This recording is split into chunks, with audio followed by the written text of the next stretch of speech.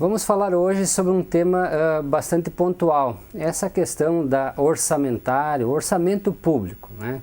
Então eu vou tentar esclarecer como é elaborado o orçamento, enfim, por que tem recurso, por que não tem, e tentar explicar um pouco para o ouvinte aí como é que funciona essa questão. Na verdade, o orçamento é muito simples. O orçamento ele parte de um princípio que o poder público ele faz um planejamento. E esse planejamento, ele primeiramente tem que considerar a arrecadação do município. Então, por exemplo, em Lajeado, em meados de junho, se encaminha para a Câmara de Vereadores um projeto de lei onde está delimitado as diretrizes orçamentárias, ou seja, a lei de diretriz orçamentária. Então é um cenário inicial de como vai ser o orçamento do ano seguinte. Em setembro, por sua vez, o município é obrigado a encaminhar para a Câmara de Vereadores a LOA, ou seja, Lei do Orçamento Anual. Esta então é a lei definitiva que vai disciplinar então as ações para o ano seguinte.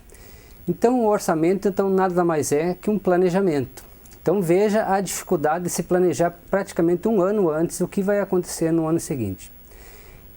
Acontece o seguinte, como se planejou então uma arrecadação ou recursos que possam entrar no ano seguinte, estes nem sempre acontecem. É o que está, digamos, presenciando a maioria dos municípios do estado e até do país, essa dificuldade orçamentária. Por quê? Porque os municípios, assim como os entes estaduais e federais, não estão arrecadando aquela receita projetada no seu orçamento. E isso causa um impacto direto, então, para o contribuinte, para a população, porque não se pode investir ou continuar alguns investimentos naquela proporção que acontecia. Então é por isso que às vezes falta recurso e o Estado, digamos o município e também o país tem que fazer cortes no orçamento para adequar então o seu planejamento. Isso impacta na falta então de recursos para algumas áreas. E o gestor público tem uma dificuldade porque ele precisa ao mesmo tempo dar um retorno para a população, atendendo aquelas demandas e fechar o seu orçamento. O gestor público então ele é obrigado ao final do exercício fechar o orçamento. Então sempre ocorre então ajustes no ano seguinte para poder adequar.